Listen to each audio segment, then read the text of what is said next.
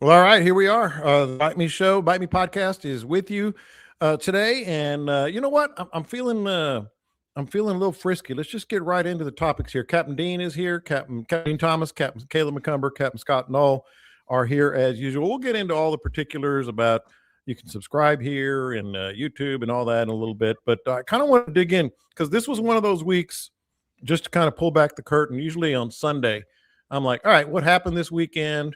What's going on in the fishing world, what's cooking as far as topics. And I was sitting there Sunday evening. I had a couple topics down, and then all of a sudden yesterday, boom, boom, boom, boom, boom, man, all kinds of stuff was happening. So we're going to kind of spitball here early on a bunch of little topics, and then get into some of your questions, some of your other stuff. But we're going to dig right in because I'm going to start with this one. It got my attention this morning. It was the last entry, but we're going to lead off with it. And I'm going to start with one Captain Dean Thomas because Dean, what? You don't even know. I'm not even sure I put this on the rundown. So I'm going to get you. You always make me nervous when you do that. I have flashbacks to the 6th grade. Yes. And I'm completely unprepared, and the teacher says my name. Well, here we go. 6th grade all over again. Did you know, Dean, that there is a foundation that is launching, I'm presuming, a very expensive study for weeks, if not months, to determine if there is a strained relationship between dolphin and fishermen? Did you know that? They're going to do a study on that. They're going to do a big old study on that. If they could call me up, and it would not take I got you covered. It would not take weeks or months. And they could pay you half. That situation. They could pay you half as much, and you'd be able to give them all the information they need. How much money are they going to spend on this? I know. Oh, that's what I was thinking. I was like, it sounds like an expense. So that's for real? It is for real. In fact, they do have some recommendations, and y'all just raise your hand if you have a thought or anything. Tell me what you think of these recommendations before the. They don't want to hear my recommendations. Does it involve a slingshot? No, that's not legal. All right. I'm going to quote it directly. The foundation, and this is before the study's complete. The foundation recommends at least 50 yards as a safe distance for dolphin viewing and advises boaters to turn off their motors to keep their vessels neutral if possible. They should also refrain from chasing, encircling, or trapping the animals. Avoid making abrupt movements or loud noises, and be careful not to separate mother dolphins from their calves. Additionally, the foundation advises anglers to never feed wild dolphins. It's illegal, among other things, and reuse or share any leftover bait rather than dumping it into the water. Also, and this is the one I thought of. Wait a minute. Go ahead. Hold up. Wait a minute. Reuse or feed them the bait, but it's illegal to feed them. Yes, okay. No, they're saying that whenever I have extra bait, I should give it to Dean instead of dumping it in the water. Okay, there's one more.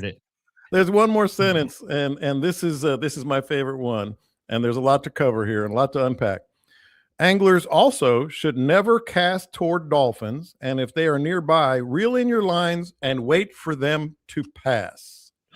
Okay. I would be happy to abide by every one of them rules, but how are you going to get the problem, which is the dolphin, to not come up to my boat and eat every fish that we throw back in the water because it is illegal to keep that fish in your boat? That's a messed up circle of events that they're trying to enforce there. Well, we haven't told you about the study that's class time for dolphin to teach them these rules. How are we going to get the dolphins to abide? To solve the problem, Dean, you must identify it. They're just trying to identify now. They will solve with the dolphin classes. Well, like I said, I could identify it for them in a very short conversation.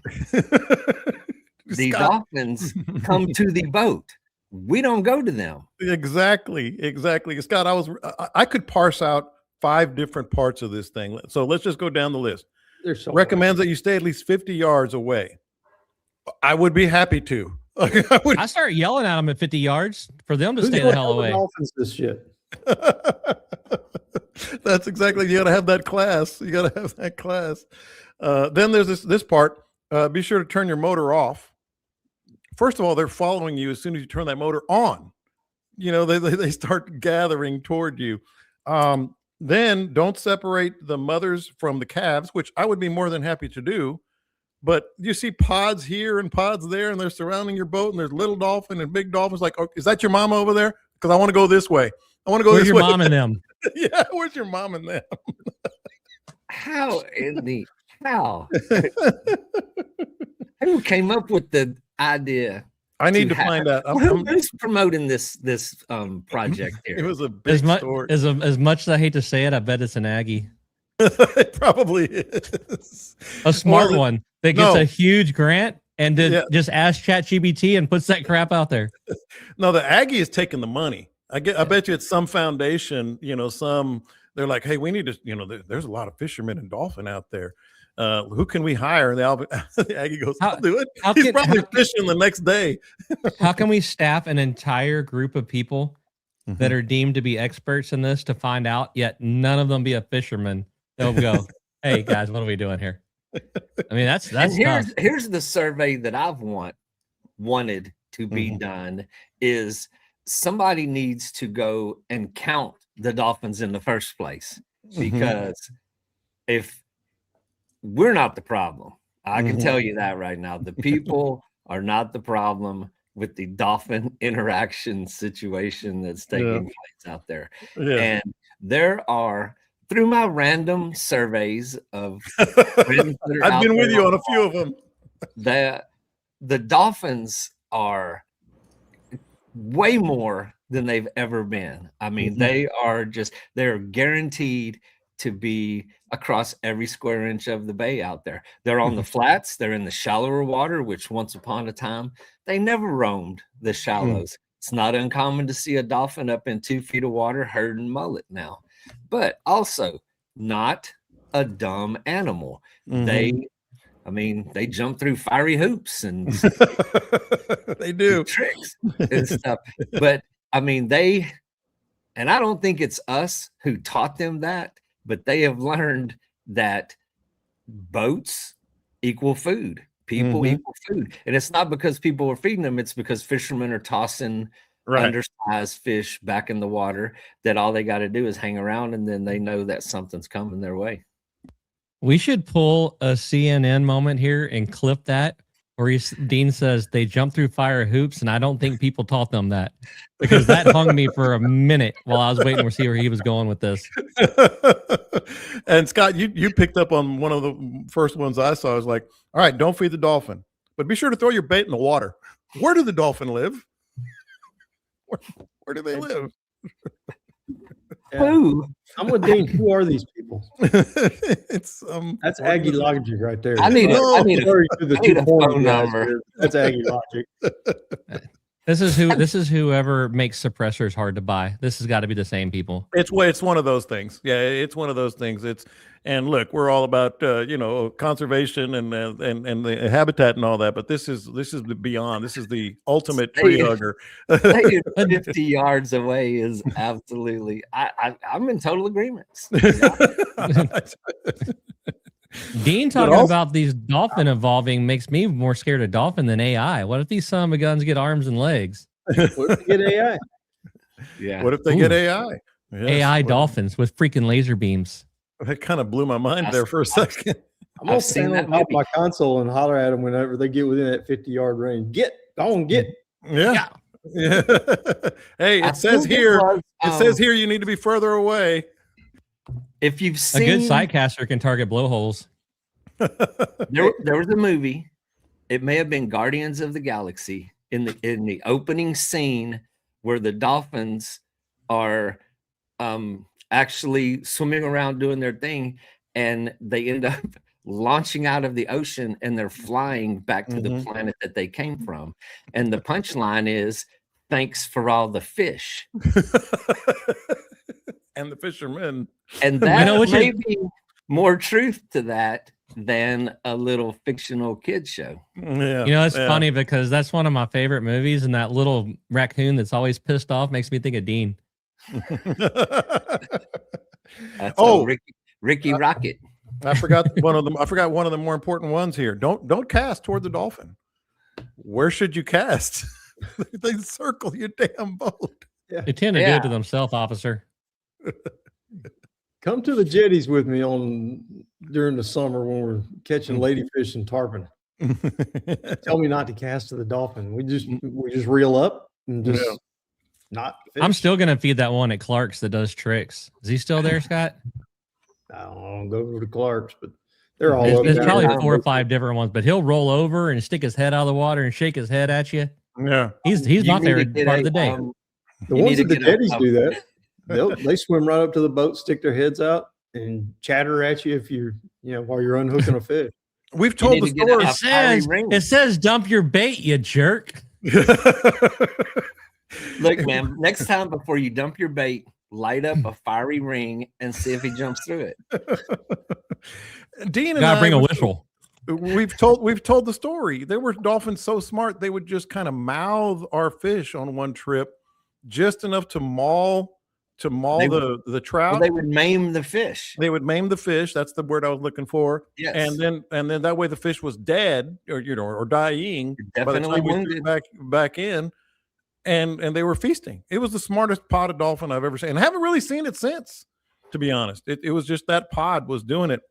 All right, so you guys by now know how my mind works. You know how my mind works. I'm like, there's a little follow-up question or topic here. What would you tell this commission about fixing the dolphin problem?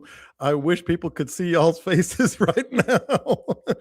And Scott, you were very much out of character there. You actually shook your head and leaned back in your chair. What could you possibly tell these people about? Okay, this is how you really fix it. We're gonna get canceled.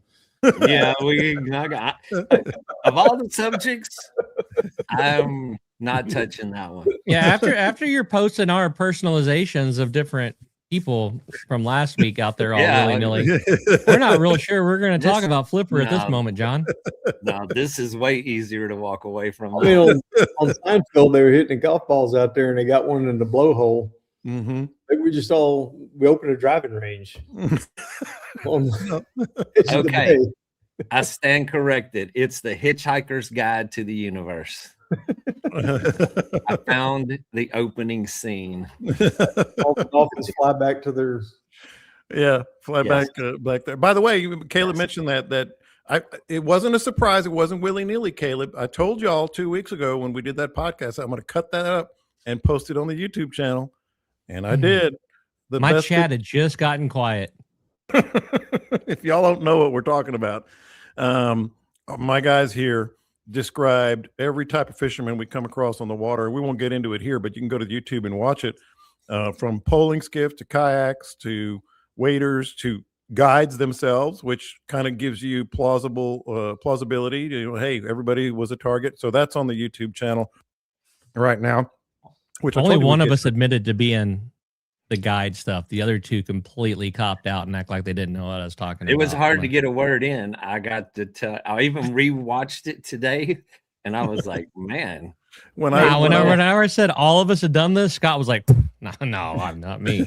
That was my favorite part, Caleb. When I was editing it this morning, I just love the way Scott was like, I don't know what these guys are talking about. On every one of them. On every one. Every one of them. Like, don't look at me. So well, there's a benefit to starting your career before video is a thing. That would be it. It was Scott fishing Wizard of Oz. In color, both colorized. In color.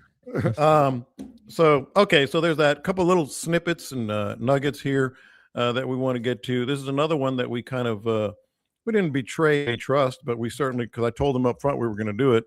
But Dean and I were talking to a fellow that gave us a little bit of news that we didn't know, so we're going to share it here. Snapper season doesn't open on. It was hilarious because we were talking about snappers. Trey's not going to be happy about your announcement. Trey is going to kill us. It was his little secret. his little secret. He goes, "Hey, did you know that snapper season isn't on June 1st this year?" I said, "No, I didn't. When is it?" May 22nd. I said, "I'm gonna mention it on the podcast." And he goes, "Oh, oh no." So, What's his name? Jay? Trey. Trey, whenever I came on this show, I said I am more than willing to do anything except talk about night fishing. It was the second topic of the second episode, dude. You can't tell this guy nothing, Trey. I feel your pain. It's called transparency. It's called transparency is what it is. There was something else I came across the other day when I was doing some editing that you did not want me to talk about, Caleb. And of course, I brought it up like right out of the chute. But you guys, to your credit, outside of Scott on that one topic, always tend to buy in. So there's that announcement right there. Mention the YouTube video. Mention the dolphin video. So I guess we can get right into the topics. Now.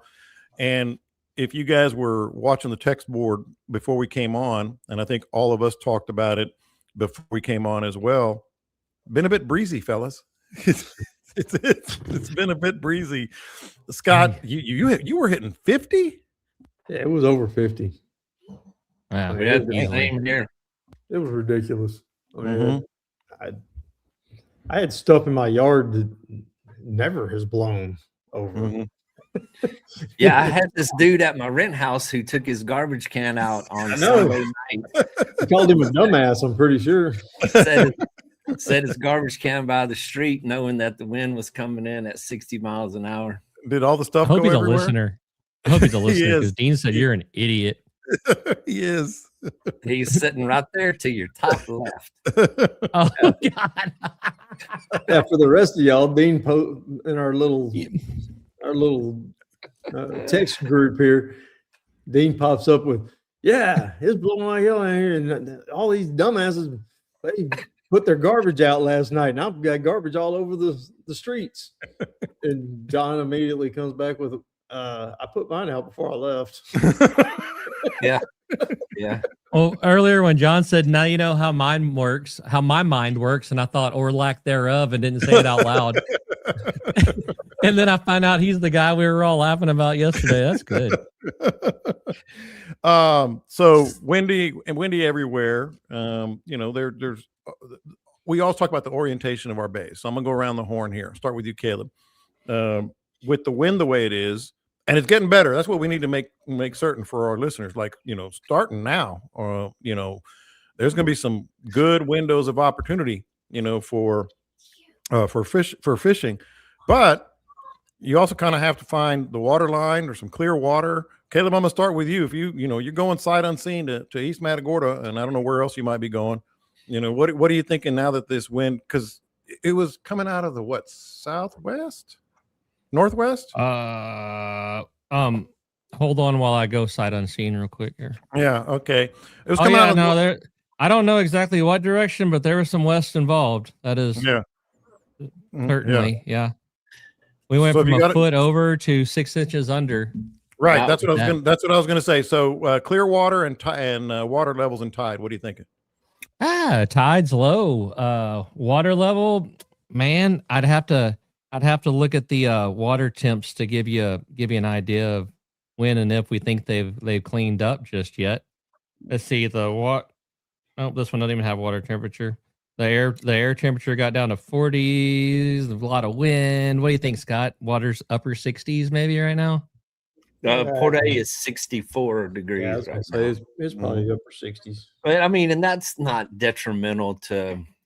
No, but I'm thinking about like when's it going to start? Because the wind just stopped blowing here a couple hours ago. It seems like.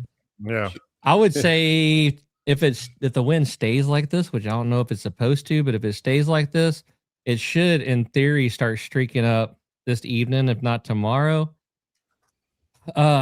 We lost a bunch of water, so little bait that was back in the shallow stuff's probably sucked out a little bit. I wouldn't be crazy surprised if there isn't some birds working in East Matagorda Bay like today and tomorrow type thing.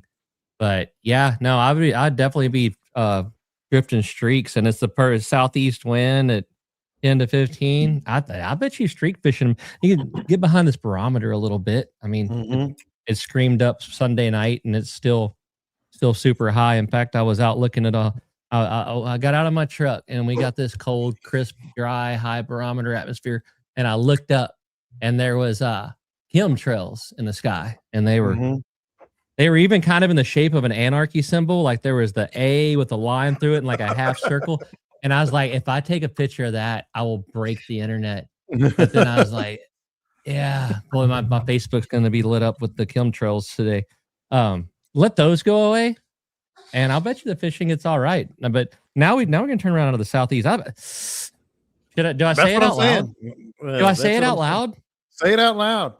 Say it out loud. I mean, in theory, this is probably the last time we're seeing in the 30s this year. I didn't think we would see in the 30s, but we did. We'll get a little cool one like between now and Easter and stuff. But I think the spring's about to be a springing. Yeah, it is. And Scott, obviously Galveston and Port O'Connor, where you are, oriented a little different. What are you thinking in terms of you got to find what the tide has done and is doing, and finding some good water? It's still holding a half foot below predicted over here. Water temperatures went from like mid to high 70s, and it dropped to 53 degrees down here just in about 12 hours. It's back up to 65 now, and it rebounded pretty good. You got a little sun, got a little less wind. It's still blowing pretty good out there. I just came in a minute ago, and it's still ripping pretty good. As it switches southeast, the water level's going to come back up. We got sunshine for a few days. Water temperature is going to go right back up to 70 again. It's that time of year. We should be good. Kind of got some flat tides right now. They're only 6-inch up and down tide. So it's not like it's going to bring a lot of Gulf water in. So whatever state the bay is in from all that wind, it's not going to change a whole lot real quick. But grass flats will be fine. All the grassy areas, they'll clean up real good. Some of the deeper water spots might hold a little dirtier water for a little bit. But like Caleb was saying, you got some streaks maybe start forming up if the tides will move a little bit. The drop off edges where you've got the clear water on the grass and it drops off into a little deeper water, it's maybe a little murky and off color from the wind. That's a good ambush point. Wade out there to those edges and hit that. I'm going to be back in the backwaters. If there is some backwater, it's negative 0.5 at the moment. Ouch. I'm gonna slide into the backwaters if it'll allow me to later this week. I'm gonna be out a couple of days, and I fully expect the Reds to be up and moving. There's really no reason this wouldn't shut them down. Yeah, I expect the Reds to ride the tide back up in there. Call it pot licking if you want, but people keep posting pictures of all kinds of redfish they're catching on. They're throwing like cut bait and stuff on the bottom, but they think they're hiding what they're doing, but they're parked in the mouths of back lakes, catching them coming out. They're going to be. I think they'll go back in even greater numbers. Like I said, I think spring's about to be a springing. Yeah, and Dean, down where we are in Aranda's area and south, it's oriented even different from the other two bays, and it gets dirty, but it's not the same kind of dirty. What do you think this wind and tides are going to do? And it clears up real quick. I mean, our winds have come down quite dramatically this afternoon. It's absolutely pleasant out there, but it did push some water out. I mean, it's at 0.8 here, so. Less than what it was last week. It did push some water out. And there's nothing to bring that water back. I mean, like one of these guys said, it's we're coming up on a flatliner so probably the next week, there's not going to be any big tides. Let's see, we were past the full moon. So I guess we're coming up on the first quarter here with not a lot of dramatic tides. So it's probably just going to stay in that low to mid-range with not a lot of tidal flow. And these times, I mean, them bluebird spring, absolutely beautiful days to be out there. They don't always coincide with a lot of, aggressive fish. So, I hope it's otherwise because I will be out there the next couple of days. But a lot of times after this, you find, one fish here, one there, one there. They're not really piled up, feeding aggressively. So sometimes right behind these fronts at this time of year, you tend to have to work a little harder. Yeah. So Caleb, remember just a few minutes ago, I said there was something you didn't want me to mention, and I mentioned it right out of the chute. I remembered because we're going to talk about it. We're going to talk about it again right here. Good. I'm glad you did. Dude, this is why the podcast is doing so well. Actually, somebody sent me something. Our listeners might like this. I know you guys are going to like it. Our listeners sent me something. He was searching other podcasts, which of course we always encourage, etc. Makes us look better when they do that. Well, glad you said that. Go ahead, Caleb. You got something first? Yeah, I do actually. You're all worried about this podcast being big and people liking it and stuff. And I'm just going to be the first to tell you, the bigger this thing gets and the more people listen to it, the more of a necessity it is for me to behave in public. And so I really couldn't care less if we skip a topic. No, that's where you're wrong. That's where you're wrong, because that's what makes it this. Anyway, so he sent me this link. Well, here's where I hate to cut you off, but here's where we're at, John. We're just big enough. We're just big enough that anytime I screw up, it can go straight to social media, but not big enough that it gets me out of tickets. All right. And we're working on that. And we're working on that. Whataburger in Needville without somebody rolling up on it. I was at the rodeo in Houston like 2 years ago, and I had me a couple of them tall beers, and I was having a good time. I was hooping and hollering. We were standing in one of them lines that goes forever, like Essen around like that. And dude, anybody I saw looked interested. I'd start talking to them. I'm having me a big old time, and I'm yelling like I always do. And this guy walks past me. He's like, "Are you Captain Caleb?" And we went through all of that. And when our S separated us, we could no longer be together. My wife goes, "And that's why you can't be an idiot in public." I'm like, "Damn, I don't care. I'm having fun." Okay, well, you'll appreciate this. I'm trying to call it up as I'm speaking on my phone so I can show you that it was real. So he searched, I want to find an elite podcast about fishing. And I'm looking for it and talking, so that's sometimes a problem. And it came up, the Bite Me podcast is elite, and then it said you may want to also check out these podcasts. So we were elite, and no one else was. He clearly hasn't been reading the same YouTube page that I have. Now there was a slight. I heard what you're saying. There was a slight at you guys that I hope they can correct. It said the Bite Me podcast, the Texas Saltwater Fishing Podcast, is elite. It's hosted by John P. Lopez along with experienced Gulf Coast captains. It didn't mention y'all's names. I'm good with it. So, we never did the segment where the Chat GPT wrote like what it thinks about us, because me and Dean both did one that were juicy. I bet. I just wish it posted Caleb's picture on there with it. Well, what's funny is whenever the girl in chat, me and her, we have trash talking contest, and she's good. Mm-hmm. Yeah. And at one point, she told me I'm made of meat and bad decisions, and that was Grok, right?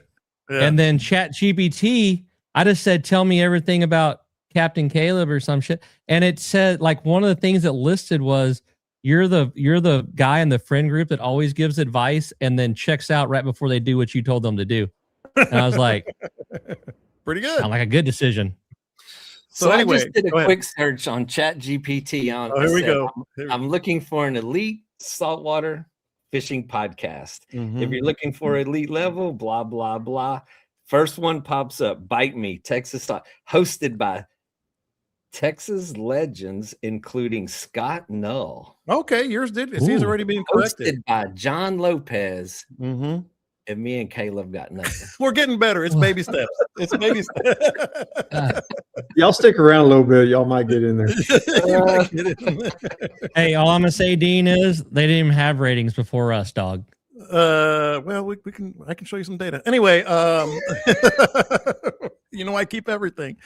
I say all that to say this. One of the great things that I like to do with this podcast is help people catch fish. We talk about that all the time, and being transparent, being honest. People don't always know where to go how to fish, what to do.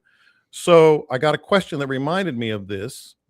So you remember a while back, Caleb, I was talking to you. It's when my place was down in East Matagorda Bay. And I said, have you ever been to Cowtrap Lake? And because I caught some nice redfish there. I'm thinking about going back, and I want to make sure I have the navigation right and everything. And you told me, and then I brought it up on the, and he just got off the podcast. He just, that is the best move.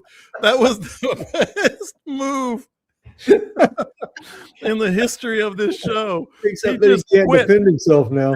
he just quit. That was the absolute weird. I disconnected. That was I just told them when you quit the podcast mid podcast, I said that's the best move we've ever had on here. Just like, I'm out. so he just went black. It was a black screen. That's the internet, the metaverse. It's weird, man. Crazy. Like, peace. So anyway, I know you remember that. And then you helped me with the navigation, but you didn't know that I was going to bring it up on the podcast. And you go, shh, shh, shh.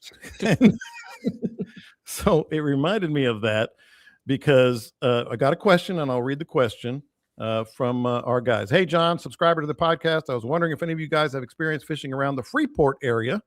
I would love to hear. Don't know why that area is often overlooked and not talked about. I would love to hear. And so I've got some other places that I would mention, and maybe Caleb will quit again.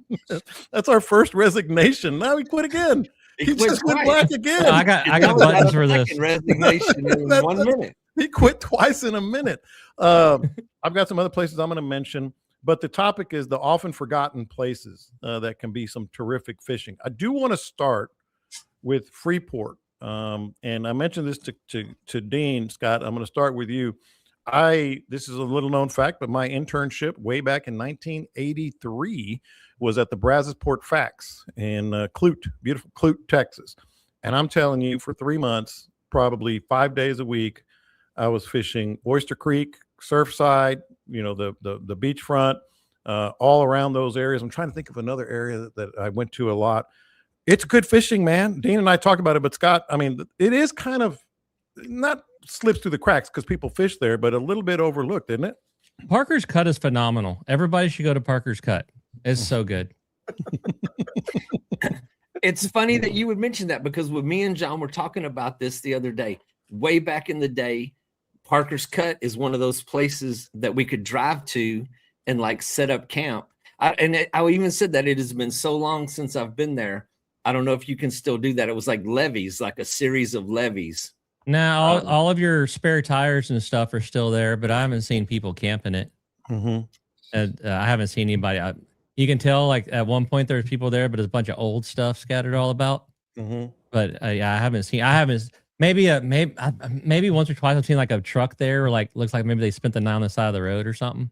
Mm-hmm. And one other thing about that area that I told John this story the other day, the Dow Chemical that is there at the mouth of the Brazos River.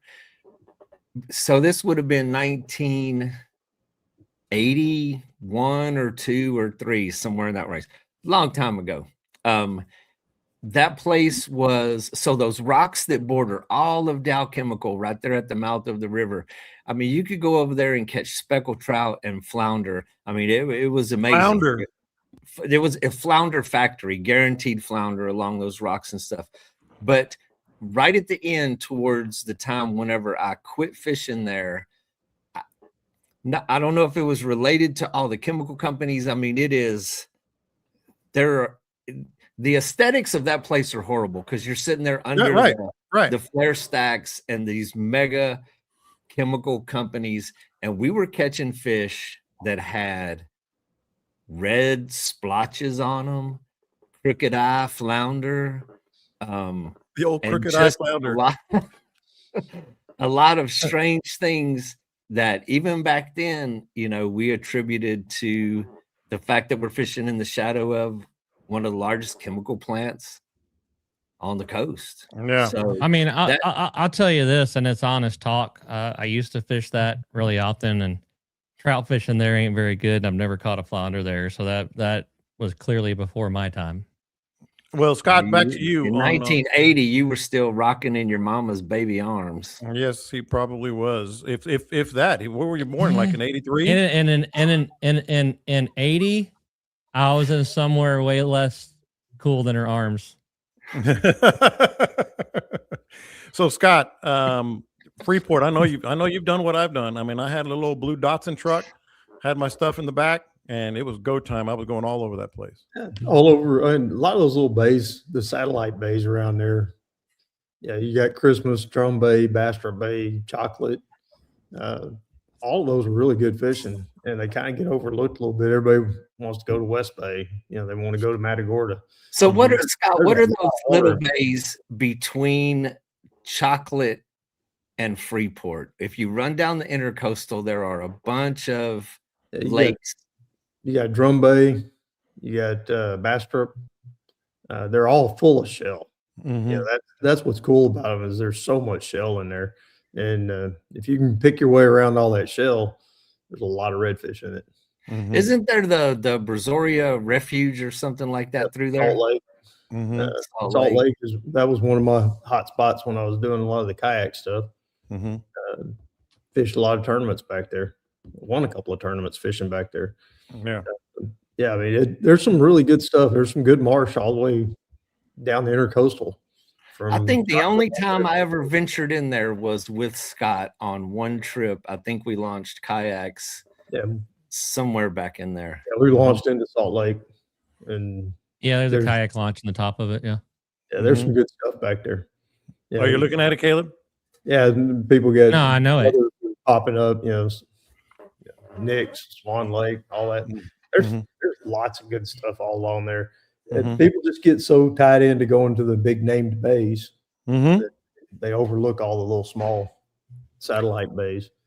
And that's really good stuff. Bastrop, I always like Bastrop. You're going to lose some paint off your skeg in there. It ain't friendly, but there's a lot of good stuff in it. Well, that's why I wanted to bring this topic up, because we all have those little spots. Mine are mostly in Sabine, up in Blacks. And now, what's funny about this topic is we're getting all these messages. Shh, be quiet. No, it sucks there. That tells you that there are a lot of places that people are sleeping on. You ever fish Keith Lake on the opposite side of Sabine? That place is redfish heaven. Yeah. It's real shallow. But you can run any shoreline. Just go to a shoreline. Keith Lake, Blacks. I think it's called Blacks Bayou. Those were my go-tos. They're still good. They're still really, really good, and people don't talk about. I will warn y'all that the sheriff's department routinely hangs out in Black Bayou though, and they suck. Well, that's if you go all the way up toward. I guess there's that Orange or something like that. No, that whole hoop-de-doo that it does right there from the ICW exchange, and then goes all the way back around, back up to the ICW, and all the marshes off of it. That's all. You're not allowed to be here. Crap. Well, that must be the big that. Well, yes and no. The big BASS, I think, one of the big bass tours. They completely pulled out and don't even bring their people and their money there anymore because the sheriff's department was writing everybody tickets for fishing all that stuff along Black Bayou. That doesn't make sense. So was it was it like the private land type of situation? Yeah, because Black Bayou is like a big channel that makes like a quarter of a circle arc, and then there's marshes off both sides of it all the way around. Yeah, that's where I went. Just know that when you go to Louisiana, you're leaving the country. Until you pass Lafitte, there's everywhere you go, there's a good chance the law is going to screw with you. But Keith Lake is on this side. It's on the Texas side. Yeah, Keith Lake's Texas, yeah. And it's pretty cool. And I'm guessing this is still the case. There's a house there, and you just put in whatever, $5, $10 in this little metal box with a lock on it and launch your boat. There's nobody watching, nothing. Just it's honor system, and then you just go. You got to have a shallow running boat. But that used to be, if I needed a redfish, I would just absolutely go there. So I'm going to play the role of the host here. I have a question for Scott. Yeah, because there's a place over there which is called Keller Bay, that's up in Lavaca Bay. That's just right across the Matagorda Bay from Port O'Connor.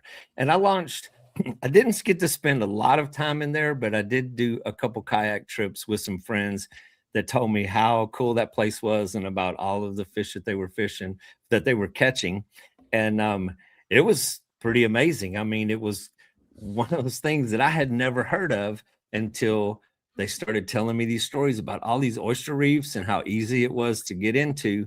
And we went in there and caught some cool fish. I mean, we did 3 or 4 little adventures where we drove up there with kayaks and fished in it, but never heard of it, which I thought I had heard of every mud hole on the entire Texas coast. And there's a little town, Olivia, that is there that has a boat ramp and kayak access. And it was, I mean, it was a pretty cool spot. Yeah, Kelders You can just be jump really in the good. river. Do what? I'm sorry.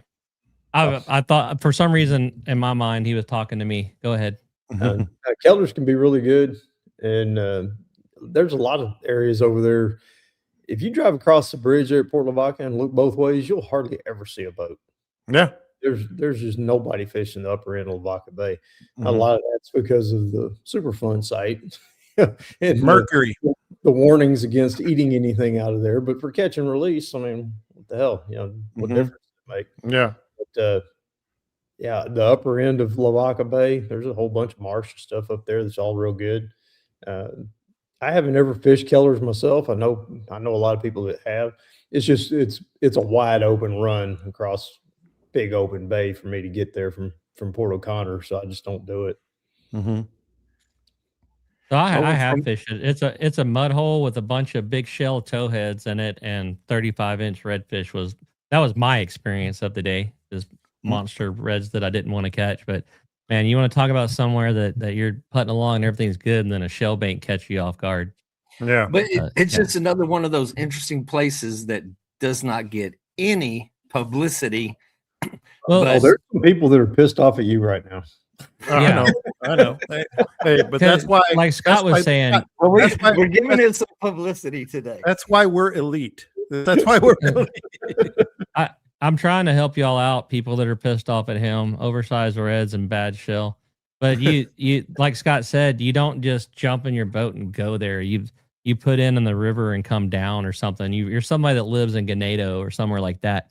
And that's where it makes sense to, because you're also isolating the heck out of yourself too. If it sucks around there, you got nothing else to do. Yeah. But Scott, I'm glad you brought up Port Lavaca. That was one of the ones that I was going to bring up. And that's a big popular place, but it's not really loaded with boats. And I'm guessing that had, you mentioned it a little bit earlier, you know, the Mercury spill or whatever the hell it was back in the day. It really wasn't that long. I looked it up a while back. It was like in the 80s. It wasn't a spill. They poured it in there.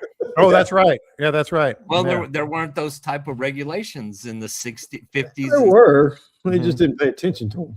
Yeah. Yeah. It's like the dolphin rules. They really weren't enforced. But if you're catch and release, I don't care if that trout has 5 eyes. I mean, you know, you better wear some surgical gloves before you touch the thing. And, didn't mean you fished in the poopy plant, so you. Oh God, hey, man, God, you're a lost cause. We're gonna start getting red splotches on our skin that were generated 10 years ago fishing downstream from the poopy plant in Tampa, Florida. Oh my goodness! Oh my God! Every look at up and down the coast has got this. I mean, there should be regulations on what comes out of the poopy plant, and it should not be solid waste. Solid waste. Get away from it, but maybe the fish should stay 50 yards away. Yeah, exactly. That's what they should. And a dolphin would not even swim up that river. Yeah. And then the dolphin would. You can have that. I wonder if a dolphin can smell through their blowhole. Well, things you all again. There are various reasons. That's a tough one. There are various reasons why people say elite. I don't know if that's one or not. This isn't one of them. I don't know if that's one. Because if they swam up that river with a sense of smell, no. They would turn around.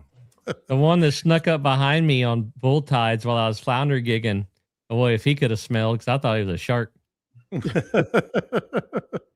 Well, you know what I just did. Do dolphins have a nose in their blowhole? Can you? I'm going to Chat GPT right now. Can you smell it? Help me out on that one. In the meantime, I'm going to go ahead, since we're all in, talk about another one of my favorite spots that I fished for a long, long time. That's East Matagorda Bay, packed with boats, especially on the weekends. Everybody goes to East Matagorda or goes to West Matagorda. Oftentimes I go the other way. There's Cedar Lakes, and there's Cow Trap Lake, and there's some really good fishing in there. Caleb, we're in now. You gotta be transparent here. Man, I'm gonna let some people down, but I'm gonna give you the honest to God answer about it.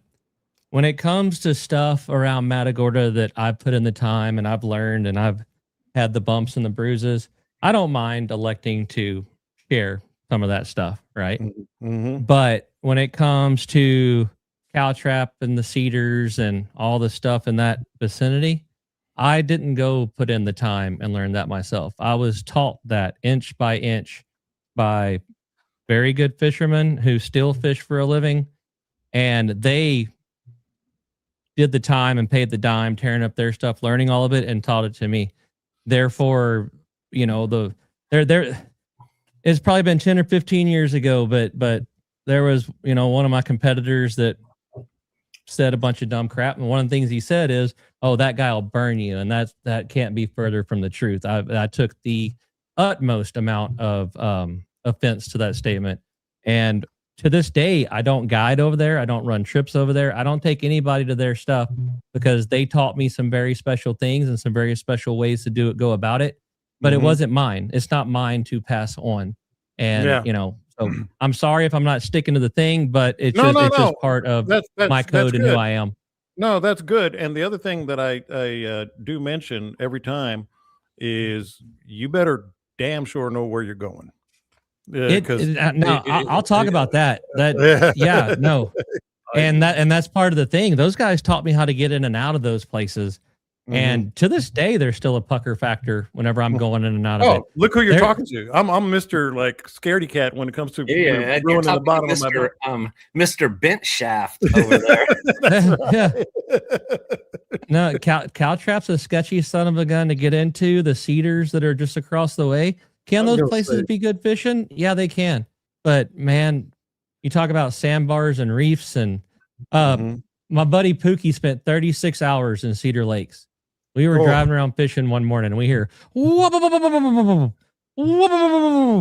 and we look back in the back, and Pookie's hung up on a sandbar way back there. And Robert or Taylor or somebody called him, said, "Hey, you good?" He's like, "Tide's going to come in. I'll be fine." I'm like, all right, bro. We couldn't just simply go back there and get him either. Next day at lunchtime, they're out there fishing. They hear, the tide never came up, and his cell phone died. Oh, damn. Yeah. I hope he had some snacks with him. They had easy chaining like 2 or 3 boats or something to get him off of that flat. It's scary over there. Can the fishing be good? Heck yes, but it's just against. I would feel like a piece of crap if I really went to. Yeah. Well, this is that and all that stuff. And not to digress from the conversation. Oh, what? Sorry. Go ahead. I lost a lot of fiberglass back there. That's my big worry. Just getting. My buddy Jay lost his motor back there. Yeah. I learned a lot of it. It was the same thing. Wait a minute. His motor. The entire motor? Gone. Not troll motor, the big motor. Yeah. There. And it's one of them things, like, we all knew he was fishing back there, but a lot of us abide by this code. If we didn't learn it ourselves, we don't feel like we can talk about it. And he was back there playing, and we all knew that he was. And we all knew he was getting really close to some submerged culverts. And where the culverts are, it ain't 20 feet wide. So if you don't know that 5 feet, you're going to smoke them. And sure enough, he must have been going fast when he did it too. I guess so. Go ahead, Scott. You were talking about it. Yeah. That's an enter with caution kind of place. Cow Trap's bad enough. The Cedars to me are way worse on the south side of the intercoastal. And I spent a lot of days pulling through the Cedars. Great fishing. Had a great time. lost a lot of fiberglass. I mean, it, just constant scraping on oysters and banging into things and having to backtrack and go, a mile out of your way because it's a dead end and it's all oysters. It's just like it's like a maze of these oyster reefs. It's different from anywhere else on the coast. Yeah. I've never been go look at Google Earth. If it's dark, it's oysters. Don't wonder if it is oysters. If it's dark, it's oysters. If it's not dark, it's 10-inch deep hard sand. Yeah. That's the two things you see there. Yeah. Or thick mud. There's some mud spots back there where I'd be push pole along on some of that hard sand, and all of a sudden my push pole just gets stuck. To the point you couldn't already pull it back out. It's a different kind of place. I mean, I really enjoyed being back there, but at the same time, I was constantly nervous. Yeah. Oh yeah. Again, I'm Mr. Scaredy Cat about stuff like that. Okay, not to digress from the broken motor, which is quite entertaining information there, but I have an educational moment here for everybody. Okay. I learned something today. The short answer is no. Dolphins cannot smell through their blowhole. I didn't know that's where we were going. A dolphin's blowhole is a breathing valve, not a scent organ. And it says most dolphins have little to no functional sense of smell. Their olfactory system has become reduced or absent. The brain regions for smell are tiny or missing, as with whales also. I thought Dean was about to can tell us swim they up smell the through their Goopy belly River. button or something. So they if you see a dolphin at the water treatment plant, he doesn't have a problem with that. You can eat all the pizza you want. He's not going to ask for any. Oh, Dolphins we got do to now. We not got have to a figure. Now we sense got of to smell. visit Parkoff's question, John. Okay, and I'm putting it on the screen. If a dolphin smoked a cigarette, would he use its mouth or blowhole? That is Where do they burp out of? That is a great question. No, it's not. They breathe out of their blowhole. So I would think right off the top of their head. How are you gonna keep it lit? Huh? But they can't. But they breathe through their blowhole. They're mammals. Like we breathe through our mouth and nose. They have to go right off the top of their head like that. Well, he ain't got little flippers that'll reach up there. Well, I'm saying, wait, How's he gonna light it? The question was if a dolphin smoked a cigarette. Hey, when he jumps through the ring of fire, sparked him up. That's how they light the ring. We're learning things. That's why we didn't have to teach them. They figured it out to light their smokes. ChatGPT is an amazing resource. You searched it. Live You searched without this. So biologically speaking, it really wouldn't work at all. If you force the scenario, the only path that actually connects to the lungs is a blowhole. Thank you. Not the mouth. So if he did, it would be the blowhole right off the top of his head. Like Well, that. it would be easier to keep it lit because it's above the water. There you go. Man, ChatGPT is quite an underutilized resource for. You know how last week the what? word I of the don't day. know. You know, last week the word of the day was science. The word of the day Science. today is elite. No, the word of the day is blowhole. Okay. One more for you guys because I'm going to shorten what would Scott do, what would Dean do, and what would Caleb do because we kind of hit it at the top of the show. But I do have one follow up. This is another one that we are always honest about the equipment we use. By the way, speaking of the YouTube channel, really cool video there on some of the things that came through for us when Dean and I were fishing. You can go there for that. You can go there for describing every fisherman. You can subscribe. I haven't mentioned it. I said I'd do it later. Now's later. You can subscribe to this podcast wherever you get your podcast, iTunes, Spotify. Podbean is where we recommend. You get all the episodes right there, and we'll be good to go. You'll be good to go. But this is one of the reasons we talk about equipment. We're honest about it, 100% honest about our stuff. We don't really recommend things that we haven't used and trust, etc. So I got a very simple question, and I looked it up. Is Costa still king on the water in terms of eyewear? And so this is what I found. I don't know if it was ChatGPT. I think it was just a good old-fashioned search. But I want to kind of get your answers on this. Apparently, I don't even know how to pronounce this. That's how far removed I am from this brand. But apparently, the second biggest is Bahio. Y'all familiar with that? Bahio, yes. Bahio is what it is. Mhm. Bahio, Maui Jim, and Smith, quote, have taken a big bite of the eyewear market the past 6 to 8 years. Now, I don't know what's happened in the past 6 or 8 years, but apparently Bahio is some former Costa executives and designers, etc. And this is one where I truly, well, y'all answer. That's why I'm bringing it up, because the question Scott, was, you want to tell him, or do you want me to tell him? yeah, one of y'all tell me. You think Keller Bay guy's pissed? Wait till you're Bahio. Elite. The marketing minds that brought Costa to what it was started Bahio. Okay. So No designers, no CEOs, just the marketing people. take that for what it's worth. Marketing sells. And I will tell you, they did a phenomenal job of marketing, because everybody and their dog, oh yeah, the OG Costa that we all love, they're Bahio now is the marketing people.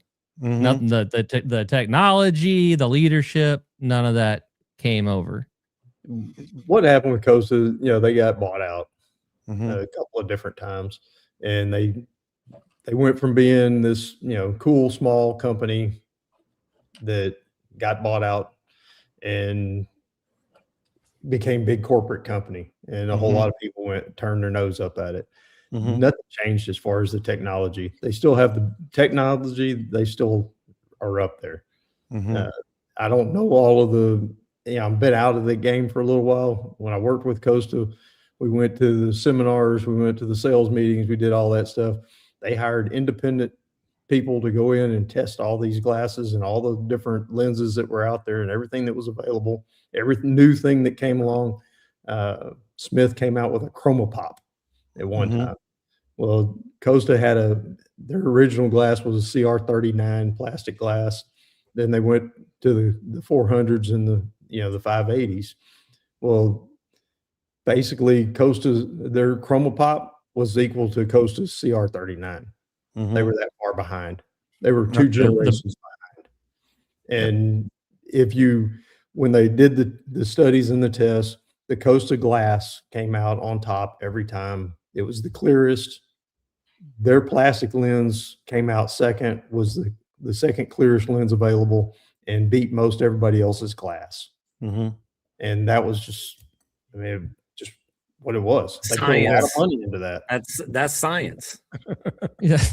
I've worked with multiple different brands, and they're all chasing Costa. That we're using this, we're using that, we're using Zeiss, we're using whatever. They're all chasing Costa, and Costa is doing its own proprietary thing. I ran Smiths for a long time. I liked them. They had the tint was a little bit lighter than what Costa offered at the time, and I wore those frames for a couple of years, and I really liked them. But I busted my butt in Colorado and scratched the lens, and Smith, I couldn't get or I was on their pro team, and it took me months to get a return call or email, which is a red flag whenever you can deal directly with the reps and stuff. But they had nothing glass in stock. And so I got to looking around like, well, Smith's king of the mountains. I get it. They're more worried about ski lenses. I think that the thing that pulled Costa away, or, you said like 6 or 7 years ago, that lines up about right. They got a different CEO or something, and they were really, so Luxottica bought them, and Luxottica owns, correct me if I'm wrong, Scott, Costa, Oakley, Ray-Ban. They own 90% of the damn market. I want to feel like that. I want to feel like they own Maui Jim as well, but I can't confirm that. But I know for sure Costa. What's the wraparound sports glasses? Oakley. Oakley, yes. But what they did is they categorized the glasses. Costa for on the water stuff, the sports glasses, and so they narrowed a lot of the lines down, but the technology for those lines, they kind of focused on what was specific to what people wanted in those specific sports. Correct me if I'm wrong, Scott. I know Scott has a lot more information on that subject. Yeah. Well,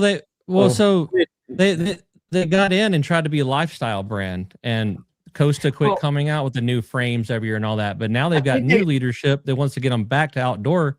And the glass Costas, my order that I got last year is the same frames that I've worn forever, and they are that. I mean, I've been Costa how long, Scott? Now like 7 or 8 years I've been with these guys, and I'll be the first to admit it. When I got off the water and I'd been wearing my big sight casting glasses, I could not wait to get them off my face. My ears hurt, my nose hurt. It just sucked. They did the job, but they sucked to wear. And I'd rip those suckers off my face and put on my little daily drivers. And what they've come out with in the past year is easily half as heavy as what they used to be. And that falls right in with whoever it was at whatever fishing show it was that worked for Costa, saying we've got a new guy in charge and he's really wanting to come back and really improve the fishing line. And I'm seeing that. And so for that, I will say, yes, Costa is the king and everybody's chasing them. And I agree. I totally get with what Caleb says. At the end of the day, it is almost a relief to take those glasses off and look at the natural world with no lenses on. But when you're out there and that sun is glaring off the water and it's glaring off the sky and it's glaring off of everything else, try to go a day without them. I mean, try to spend a day on the water without those glasses, and then tell me how you feel when you come in. And then actually someone commented also the Ray-Ban is also a part of that program where they went for the Hollywood crowd, for the designer chic. So Scott, before Costa got sold, they were spreading out, and I was still with them at the time. They were trying to get into all kinds of fashion sunglasses, and they were just expanding their market. And now the Luxottica owns them. They're refocusing, trying to get back to being the fishing, sport fishing glasses. They're narrowing down their selection. When I was repping for them, we had some goofy looking glasses. I'll tell you straight out. It was stuff that I had in my sample pack that at the Fishing Tackle Unlimited salesman sample sale, I damn near have to give them away. Yeah, I mean, they were $200 glasses. I put them out there for $20 just to get them out of my garage. And I got him down to 10 on a pair. They were so bad. I mean, they were terrible looking, and they were these big, huge lenses and goofy colors and stuff. And I was glad to see them get away from that. But overall, you hear people complain about the warranty and all that. A whole lot of that came from when they were changing over. They went from Daytona and they moved to Georgia, I believe. And a lot of their old time people didn't want to move out of Florida. And so they lost a lot of the people who had all the good knowledge of how to work the system.